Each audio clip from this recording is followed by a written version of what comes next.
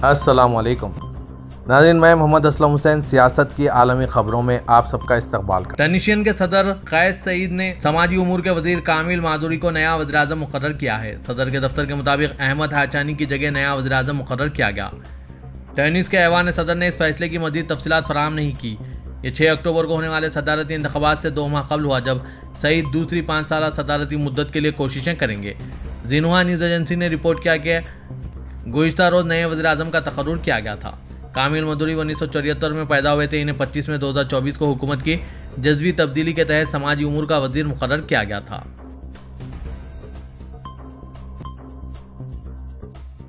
اسرائیلی intelligence Hamas کے نئے سیاسی سربراہ یحییٰ سنوار کے بارے میں غزہ میں اپنے نیٹ ورک سے زیادہ معلومات حاصل کر رہی ہے۔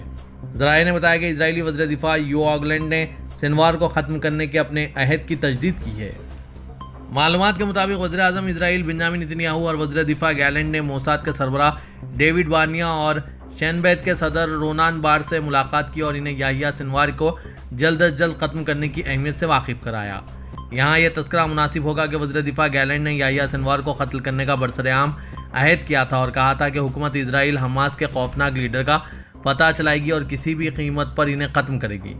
اسرائیلی دفاعی فورسز IDF کے ریئر ایڈمرل ڈینیل ہیگری نے حماس کی جانب سے سنوار کو نیا سیاسی سربراہ بنائے جانے کے اعلان کے بعد اپنے صحافتی بیان میں کہا تھا کہ یحییٰ سنوار ایک دہشت گرد ہے جو تاریخ کے سب سے صفاقانہ حملہ 7 اکتوبر کے حملے کا ذمہ دار ہے، جبکہ پوری دنیا جان چکی ہے کہ سب سے بڑا دہشت گرد صرف اسرائیل ہے۔ اسرائیل اپنی صفاقانہ دہشت گردی فلسطین، لبنان اور ایران میں مچا رکھی ہے۔ پچھلے 10 مہینوں سے جاری جنگ میں اسرائیل نے کئی ہزار معصوم فلسطینیوں کا قتل کیا ہے۔ یہ دہشت گردی نہیں ہے تو پھر کیا ہے؟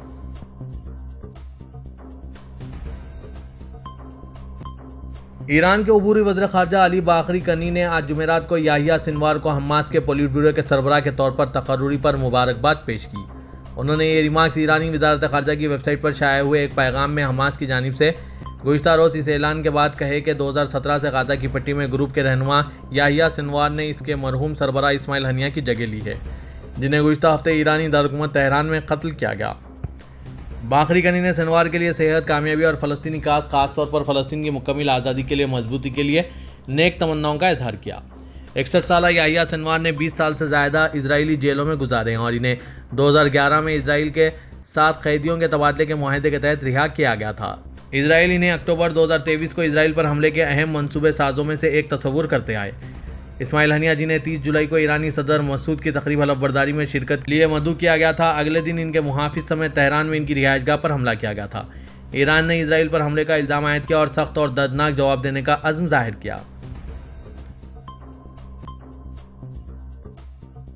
ایرانی صدر مسعود نے اپنے فرانسیسی ہم منصب ایمانوئل میکرون کے ساتھ ٹیلی فون پر بات چیت میں کہا کہ ان کا ملک اپنے مفادات اور سلامتی پر حملوں کے بارے میں خاموش نہیں رہے گا اور بین الاقوامی قوانین اور معاہدوں کے مطابق کارروائی کرے گا۔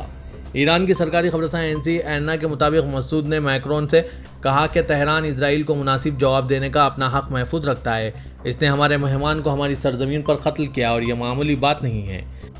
اس موقع پر فرانسیسی صدر ایمانوئل میکرون نے اپنے ایرانی ہم منصب سے کشیدگی سے بچنے اور انتقام نہ لینے پر زور دیا۔ انہوں نے زور دیا کہ وہ خطے میں کشیدگی سے بچنے کے لیے اپنی ہر ممکن کوشش کریں۔ انتقامی کارروائیوں کا یہ سلسلہ بند ہونا چاہیے۔ صدر میکرون نے کہا کہ ایران کو اپنی وفادار ملیشیاؤں پر زور دینا چاہیے کہ وہ زیادہ سے زیادہ تحمل کا مظاہرہ کریں تاکہ صورتحال کو مزید بگڑنے سے بچایا جا سکے۔ علاوہ ازیں صدر نے کہا کہ خطے میں امن و سلامتی اور اعتماد سازی کے لیے پیرس ہر ممکن کوشش کر رہا ہے، البتہ اس حوالے سے ایران کی جانب سے بھی تعاون درکار ہے۔ اسے چاہیے کہ وہ اپنی بین الاقوامی ذمہ داریوں کا بھی احترام کریں۔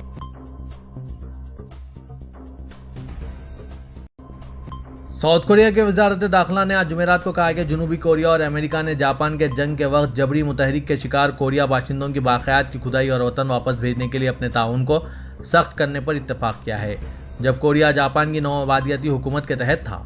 وزارت داخلہ نے ہوائی میں ڈیفنس اکاؤنٹنگ ایجنسی کے ساتھ مفاہمت کی ایک یادداشت پر دستخط کیے جو محکمہ دفاع کے تحت غیر محسوب اہلکاروں کی بازیابی کے لیے ذمہ دار ہیں۔ وزارت نے کہا کہ وزیر داخلہ لی سینگ مین اور DPAA کے ڈائریکٹر کیلی میک کیگ نے دستخط کی تقریب میں شرکت کی۔ MOU دونوں ممالک سے مشترکہ کھدائی کرنے، DNA اور سائنسی ڈیٹا کا اشتراک کرنے اور بحرہ کاہل کے علاقے میں ہلاک ہوئے کوریائی باشندوں کی باقیات کی کھدائی اور شناخت کے لیے خصوصی اہلکاروں کا تبادلہ کرنے کا مطالبہ کرتے ہیں۔ تھائی لینڈ نے اپنے شہریوں کو انگلینڈ کی سیاحت سے پرہیز کرنے کی تنبیہ کی ہے۔ تھائی لینڈ کے لندن سفارت خانے نے اپنے انٹرنیٹ سائٹ سے موضوع سے متعلق بیان جاری کیا۔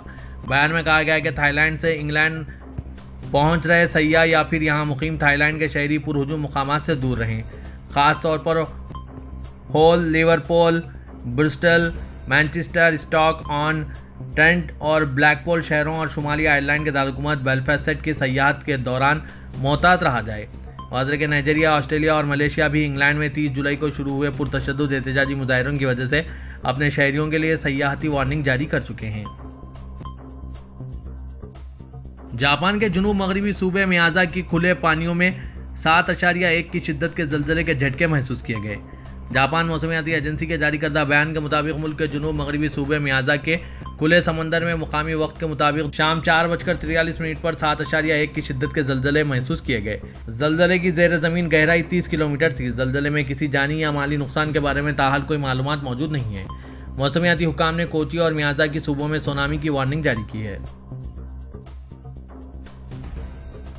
اسلامی تعاون تنظیم OIC نے ایران میں حماس کے سیاسی سربراہ اسماعیل ہنیہ کو شہید کرنے والے حملے کی ذمہ داری اسرائیل پر عائد کر دی ہے، جبکہ تہران نے بھی جوابی کارروائی کرنے کا عزم ظاہر کیا۔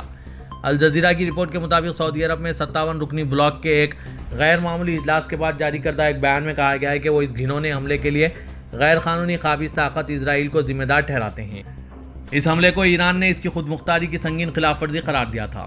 OIC کی سربراہی کرنے والے ملک گیمیبیا کے وزیر خارجہ حمادو کندارا نے بتایا کہ اسماعیل ہنیہ کی شہادت اور غزہ میں جاری جنگ علاقائی تنازع کا باعث بن سکتی ہے۔ انہوں نے کہا کہ اسلامی جمہوریہ ایران کی سرزمین پر ایک سیاسی رہنما کو شہید کر کے اس کی خود مختاری اور علاقائی سالمیت کی جارحیت اور خلاف ورزی ایک ایسا عمل ہے جسے تنہائی میں نہیں دیکھا جا سکتا۔ ان کے مطابق یہ گھنونا عمل صرف موجودہ تناؤ کو بڑھانے کے لیے کام کرے گا، جو ممکنہ طور پر ایک وسیع تنازعات کا باعث بن سکتا ہے جس میں پورا خطہ شامل ہو سکتا ہے۔ واضح کہ ایران اور فلسطین نے سعودی ساحلی شہر جدہ میں OIC کا اجلاس طلب کیا تھا۔ یہ بلاک خود کو مسلم دنیا کی اجتماعی آواز کے طور پر بیان کرتا ہے۔ سعودی عرب کا کہنا ہے کہ حماس کے سربراہ اسماعیل ہنیہ کا قتل ایران کی خود مختاری کی سنگین خلاف ورزی تھا۔ حماس کے سربراہ اسماعیل ہنیہ کو 31 جولائی کو تہران میں میزائل حملے میں شہید کیا گیا تھا۔ وہ نو منتخب ایرانی صدر کی تقریب حلف برداری کے لیے تہران میں موجود تھے۔ ایران کی جانب سے حملے کا الزام اسرائیل اور امریکہ پر عائد کیا گیا ہے، تاہم اسرائیل نے تاحال اس حوالے سے کوئی بیان نہیں دیا۔ اسلامی تعاون تنظیم نے مشترکہ اعلامیہ میں غاصب اسرائیل کو اسماعیل ہنیہ کے قتل کا ذمہ دار قرار دیا۔ دوسری جانب سعودی نائب وزیر خارجہ ولید خوریجی نے OIC اجلاس کے دوران گفتگو کرتے ہوئے کہا کہ کسی بھی ملک کے خود مختاری اور اندرونی معاملات میں مداخلت کو مسترد کرتے ہیں اور اسماعیل ہنیہ کا قتل ایران کی خود مختاری کی سنگین خلاف ورزی تھا۔ واضح کہ یحییٰ سنوار فلسطینی مزاحمتی تنظیم حماس کے سیاسی دفتر کے نئے سربراہ بن گئے۔ سعودی نائب وزیر خارجہ انجینئر ولید بن عبدالکریم الخریجی سے ایرانی وزیر خارجہ علی باقری نے ملاقات کی۔ سعودی پریس ایجنسی کے مطابق جدہ میں OIC کانفرنس کے ضمن میں ہوئے ملاقات کے دوران دونوں ملکوں کے باہمی تعلقات پر تبادلہ خیال ہوا۔ دونوں رہنماؤں نے علاقائی اور بین الاقوامی معاملات پر بھی غور کیا۔ دوسری طرف نائب وزیر خارجہ انجینئر ولید بن عبدالکریم سے OIC میں فلسطین کے مندوب ریاض منصور نے بھی ملاقات کی۔ ملاقات کے دوران فلسطین اور تازہ ترین صورتحال پر گفتگو ہوئی۔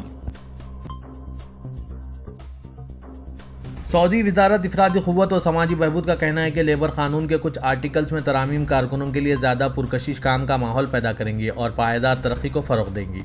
کابینہ نے جن تبدیلیوں کو منظوری دی ہے، ان کا مقصد روزگار کے استحکام کو بہتر بنانا، روزگار کے حقوق کا تحفظ، انسانی سرمایہ اور تربیت کے موقع کو فروغ دینا اور روزگار فراہم کرنا ہے۔ یہ ترامیم جو ویژن 2030 کے اہداف کے مطابق ہیں، دوسرے ملکوں میں لیبر قوانین کا مطالعہ کرنے اور بین الاقوامی بہترین طریقوں کا جائزہ لینے کے بعد کی گئی ہے۔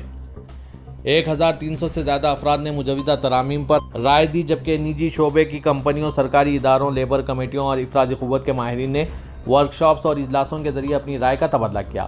وزارت نے بتایا کہ یہ ترامیم ملازمت کے معاہدوں میں شامل تمام فریقوں کے مفادات پر غور کرتی ہے۔ صدر ترکی رجب طیب اردوغان، امیر قطر شیخ تمیم بن حمد الثانی نے انقرہ میں ملاقات کی۔ صدر اردوغان اور شیخ تمیم کے درمیان ملاقات میں مشرق وسطیٰ کی صورتحال اور قابض اسرائیل کے فلسطین اور لبنان پر حملوں جیسے موضوعات شامل ہوں گے۔ اس کے علاوہ ملاقات میں نسل پرست نتن یاہو حکومت کو جنگ بندی پر مجبور کرنے اور فلسطینیوں کے لیے انسانی امداد کی فراہمی پر بھی بات چیت کی گئی۔ دونوں رہنماؤں کی ملاقات میں ترکی اور قطر کے درمیان اعلیٰ سطحی تعلقات اور $1 ارب کے دو طرفہ تجارتی حجم کو بڑھانے کے لیے بھی تبادلہ خیال کیا گیا۔ پاکستان کے ڈپٹی وزیر اعظم اور وزیر خارجہ سینیٹر محمد اسحاق ڈار نے کہا ہے کہ مقبوضہ فلسطینی علاقے کے عوام کے خلاف اسرائیل کی جاری جنگ کھل کر پورے خطے کو اپنی لپیٹ میں لے رہی ہے۔ جدہ میں OIC کی ایگزیکٹو کمیٹی کے غیر معمولی اجلاس سے خطاب کرتے ہوئے پاکستان کے وزیر خارجہ کا کہنا تھا کہ تہران میں حماس کے رہنما اسماعیل ہنیہ کے قتل نے کشیدگی کو بڑھا دیا ہے۔ اس کی مذمت کے لیے الفاظ کافی نہیں، اس کے ممکنہ نتائج اور مضمرات سنگین اور تباہ کن ہیں۔ اسحاق ڈار نے کہا مقبوضہ فلسطینی علاقے بالخصوص غزہ میں گزشتہ 9 ماہ سے جو کچھ ہو رہا ہے اس کی دل دہلا دینے والی تفصیلات ہم سب جانتے ہیں۔ اسرائیل کے ہاتھوں 40,000 بے گناہ فلسطین جن میں زیادہ تر بچے اور خواتین تھے، ان کی ہلاکت ہمارے اجتماعی ضمیر پر بوجھ ہے۔ پاکستانی وزیر خارجہ نے کہا کہ ہم ایک ایسے وقت اجلاس کر رہے ہیں جب مشرق و سطح اور اس سے باہر وسیع تر انتشار کا خطرہ زور پکڑ رہا ہے۔ بنگلہ دیش میں جاری سیاسی بحران کے درمیان سابق وزیر اعظم بنگلہ دیش شیخ حسینہ کی بیٹی سائمہ واجد نے آج جمعرات کو کہا کہ انہیں اپنی والدہ کو دیکھ کر دکھ بہت ہو رہا ہے۔ محترمہ واجدہ نے کہا کہ وہ ملک میں جاری سیاسی بحران اور مشکل وقت میں اپنی والدہ کو نہ تو دیکھ سکتی ہے اور نہ ہی گلے لگا سکتی ہے۔ ڈھاکہ ٹربن کی خبر کے مطابق انہوں نے آج جمعرات کو اپنی والدہ کے وزیر اعظم کے عہدے سے استعفیٰ دینے پر social media platform X پر اپنا رد عمل پوسٹ کیا اور جانوں کے ضائع اور ملک میں موجودہ سیاسی بدامنی پر غم کا اظہار کیا۔ قابل ذکر ہے کہ محترمہ واجد کو پوتل کے نام سے جانا جاتا ہے۔ وہ اس وقت ورلڈ ہیلتھ آرگنائزیشن کے ساتھ ریجنل ڈائریکٹر برائے جنوب مشرقی ایشیا کے طور پر کام کر رہی ہے۔ نیوزی لینڈ کے وزیر اعظم کرسٹوفر لیکسن نے ہندوستان کی صدر دروپدی مرمو سے ملاقات کی اور ثقافتی تعلقات سے لے کر علاقائی اور عالمی سلامتی کے مسائل پر بات چیت کی۔ ہندوستان کی صدر دروپدی مرمو جو اس وقت 3 ملکوں کے دورے پر ہیں، آج نیوزی لینڈ پہنچی۔ صدر مرمو نے social media platform X پر اپنی پوسٹ میں کہا نیوزی لینڈ کے وزیر اعظم کرسٹوفر لیکسن نے صدر دروپدی مرمو سے ملاقات کی۔ دونوں رہنماؤں نے ثقافتی تعلقات کو گہرا کرنے سے لے کر علاقائی اور عالمی سلامتی کے لیے عزم تک مختلف امور پر بات چیت کی۔ متحدہ عرب امارات کی کابینہ نے جس کی صدارت شیخ محمد بن راشد ال مکتوم نائب صدر وزیر اعظم اور دبئی کے حکمران نے کی، انہوں نے 2024 کی پہلی 6 ماہی کے دوران 2 ارب درہم سے زائد مالیت کے 2618 مکانات کی تعمیر کی منظوری دی۔ یہ اقدام متحدہ عرب امارات کی تمام شہریوں کے لیے ایک باوقار زندگی اور مناسب رہائش فراہم کرنے، ان کی ضروریات کو پورا کرنے، ان کے استحکام کو بڑھانے اور ان کے معیار زندگی کو بہتر بنانے کے لیے جاری کوششوں کا ایک حصہ ہے۔ متحدہ عرب امارات کی حکومت ہاؤسنگ سیکٹر کو ترجیح دیتی ہے، جو کہ مقامی حکومتوں اور متعلقہ حکام کے ساتھ مل کر وفاقی حکومت کے کام کا ایک اہم اسٹریٹجک محور ہے۔ اس کوشش کا مقصد مدد کی تمام ذرائع اور سماجی استحکام کے عوامل، خاص طور پر مناسب رہائش فراہم کرنا ہے۔ اس سال کی پہلی 6 ماہی کے دوران پروگرام کی طرف سے جاری کردہ منظوریوں کی تعداد 2 ارب درہم سے زائد مالیت کی 2618 مکانات کی منظوری